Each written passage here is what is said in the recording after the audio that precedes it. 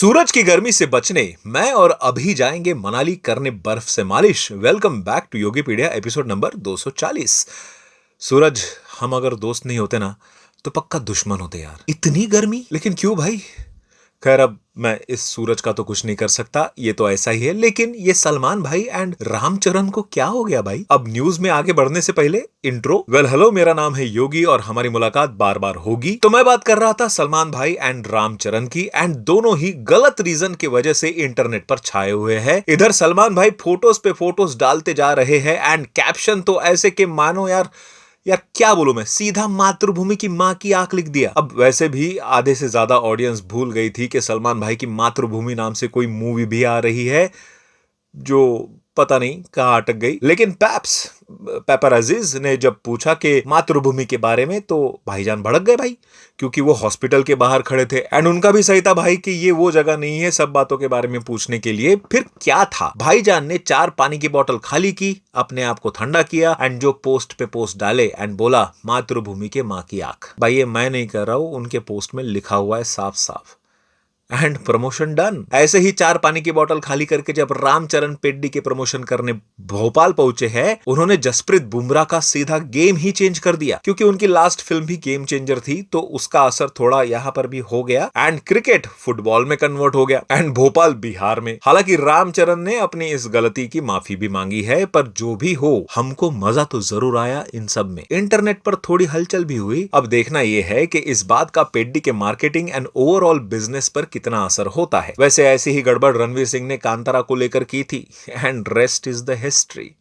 बाकी तुम समझदार हो ही। वैसे भाईजान की मूवी मातृभूमि तो पता नहीं कब आएगी, लेकिन रिसेंटली उनकी एक हॉलीवुड मूवी 7 डॉग्स में किया हुआ उनका कैमियो बड़ा ही वायरल हो रहा है। एटलीस्ट किसी ने तो उनके कैमियो का सही यूज किया है। वैसे वामसी के डायरेक्शन में बन रही उनकी अगली फिल्म में as a music director Anirudh and Thaman की एंट्री हो चुकी है। एटलीस्ट ये मूवी ऑन कार्ड सभी मायनों में अच्छी लग रही है। कास्टिंग से लेके डायरेक्शन एंड म्यूजिक डायरेक्शन तक सब कुछ एकदम मुझे तो सही लग रहा है, एकदम मतलब सब कुछ। रिलीज भी ईद 2027 का प्लान है, तो आई होप इस मूवी से भाईजान अपना कमबैक जरूर कर लेंगे।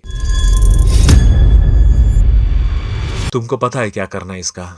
खैर, रिलीज से याद आया, रामायण से एक बहुत बड़ी न्यूज सामने आ रही है। पता चला है कि रामायण अब दिवाली में नहीं बल्कि उससे एक वीक पहले यानी 30 अक्टूबर को रिलीज होगी। एंड इस बात से खुश होने से पहले ये भी जान लो कि ये सिर्फ एक स्पेक्युलेटेड न्यूज है। इसका एज सच कोई भी ऑफिशियल कंफर्मेशन मेकर्स की तरफ से तो नहीं आया है। बट अगर सच में ऐसा होता है, अगर मूवी एक वीक से प्रीपोन हो जाती है, तो आई बिलीव अच्छा ही होगा। वैसे सुनने में यह भी आ रहा है कि रामायण हिंदी डिस्ट्रीब्यूशन के right is quoted as 450 crore, जो अब तक की सबसे बड़ी प्राइस मानी जा रही है। एंड इसको खरीदने की रेस में अनिल थड़ानी, जयंतीलाल गाड़ा एंड करण जौहर जैसे बड़े डिस्ट्रीब्यूटर लाइन में लगे हुए हैं। बट द प्रॉब्लम इज उनको भी लगता है कि प्राइस थोड़ा ज्यादा हाई है। रिसेंटली पेन मरुधर ने शाहरुख खान स्टारर किंग के लिए 250 करोड़ दिए है for Hindi distribution rights, which is also quite high. But Namit Malhotra ने तो सीधा 450 करोड़ की ही डिमांड की है। एंड डिस्ट्रीब्यूटर डिमांडिंग के भाई थोड़ा तो प्राइस कम करो ताकि एक कंफर्टेबल प्राइस लगे सबके लिए। तो कहने का मतलब ये है कि इंडिया की सबसे महंगी फिल्म के राइट्स है, तो ऑफ कोर्स सस्ते तो नहीं होंगे। बट अभी भी बहुत से लोगों का इस फिल्म के ऊपर भरोसा नहीं है कि ये मूवी इतना कमा भी पाएंगी कि नहीं। एंड सेम ही हुआ था धुरंधर के साथ, जिसके फर्स्ट पार्ट पे किसी को भरोसा नहीं था, बट जैसे ही वो हिट हुई, सुपर हिट हुई, ब्लॉकबस्टर हुई, सेकंड पार्ट ने उससे भी ज्यादा कमाई करके दिखा दी सबको। तो आई गेस रामायण के मेकर्स ने भी सेम स्ट्रैटेजी पे जाना चाहिए। अपने फर्स्ट पार्ट से सबको साबित कर देना चाहिए कि they are worth of getting such huge amount, and then चाहे तो सेकंड पार्ट के लिए मेकर्स इसका मतलब प्राइस बढ़ा सकते हैं। बाकी बात अगर बिजनेस की हो ही रही है तो बता दूं, मोहनलाल स्टारर दृश्यम 3 ने सिर्फ 3 दिन के अंदर ही वर्ल्ड वाइड 100 करोड़ का बिजनेस कर लिया है, जिसको देख के अजय देवगन बहुत खुश हो रहे हैं भाई, क्योंकि थर्ड पार्ट के लिए लोग एक्साइटेड है। एंड बहुत से लोगों ने मलयालम वाली दृश्यम को इसलिए नहीं देखा क्योंकि उनको हिंदी वाली देखना है। एंड वैसे भी दृश्यम फ्रेंचाइजी को एक्चुअली फेमस भी हिंदी वर्जन नहीं किया था। चलो अब कुछ टीजर ट्रेलर की भी बात कर लेते हैं। लास्ट वीक 3-4 ट्रेलर्स आए। ड्रैगन का ग्लिम्स एंड पेड्डी के ट्रेलर के ऊपर ऑलरेडी हम बात कर चुके हैं स्पेशल वीडियो में। बट पेड्डी को कंपटीशन देने 3 और मूवीज आ रही है। फर्स्ट है जवानी तो इश्क होना है, जिसका ट्रेलर देखने के बाद तो यार अब मैं श्योर हो चुका हूं कि ये मूवी किसी से भी क्लैश करती ना, तब भी दूसरी मूवी इससे ज्यादा ही बिजनेस करती। भाई सच बता रहा हूं,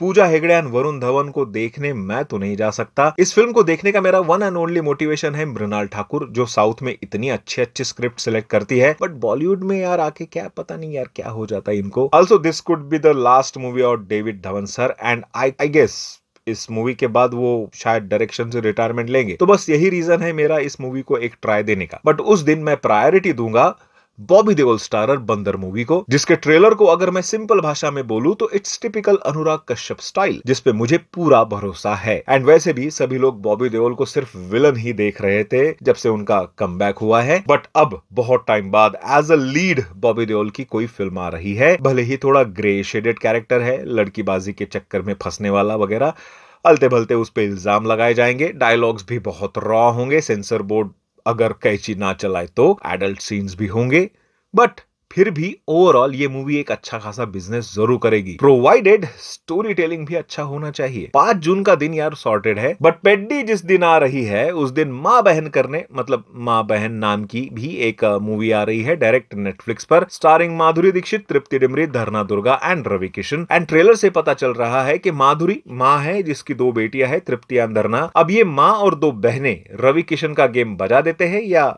बच जाता है, कैसे वो तो यार मूवी देखने के बाद ही पता चलेगा। ओवरऑल फन लविंग तो लगा है मुझे इसका ट्रेलर, एंड ओटीटी पे है, घर बैठे देखने मिलने वाला है, तो यार व्हाई नॉट, इसको भी कवर कर ही देंगे।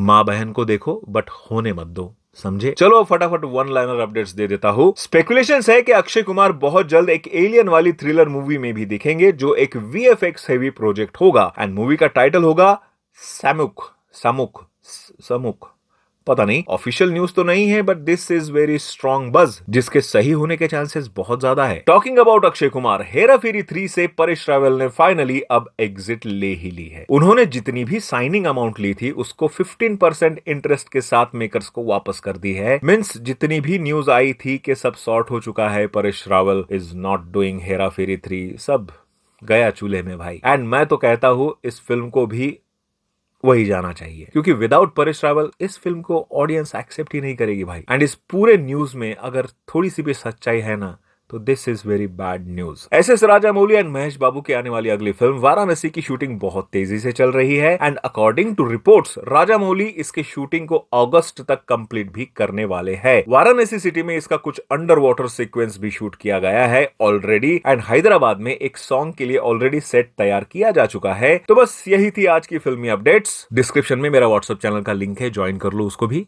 उसमें भी बहुत सारी अपडेट्स आती रहेंगी। बाकी मिलते हैं अगली वीडियो में, बाय।